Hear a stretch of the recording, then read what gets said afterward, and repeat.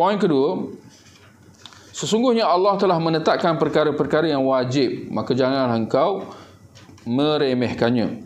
Yakni Allah telah mewajibkan beberapa perkara yang perlu dilaksanakan seperti solat, zakat, puasa dan haji.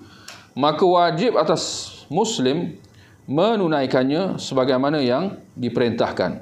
Jangan cuai, apatah lagi meninggalkannya.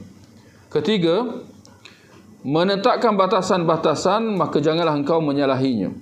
Yakni agama telah menetapkan perkara-perkara wajib, sunat dan harus, maka jangan dilangkaui batasan hukuman tersebut kerana ia dilarang. Contohnya, hukum hakam pembahagian harta pusaka yang Allah telah letakkan dalam Al-Quran, diharamkan atas Muslim mengubahnya. Ini contoh ni memang dalam masyarakat kita ada berlaku. Seperti apa tuan-tuan? Ini yang saya dengar-dengar lah, tuan-tuan boleh lihat.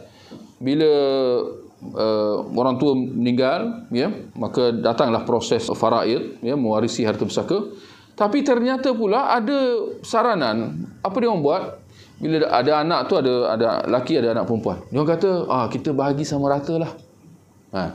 Jadi ada beberapa anak lah, 2 anak laki ke, ada 2 anak perempuan. Kita bagi sama rata je semua.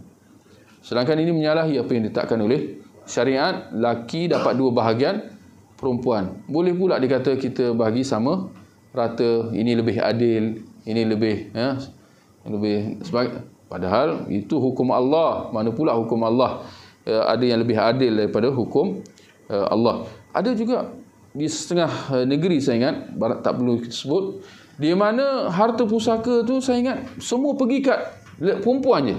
Adat lah ni. Dan laki tak dapat. Tak apa pasal lah. Yes. Haru sungguh. Pergi kat perempuan je. Ya. Mungkin kerana dia anggap laki boleh bekerja, ya. Perempuan dia tak ada apa sumber pendapatan. Jadi ini jelas, ya, mengubah hukum Allah dan dilarang.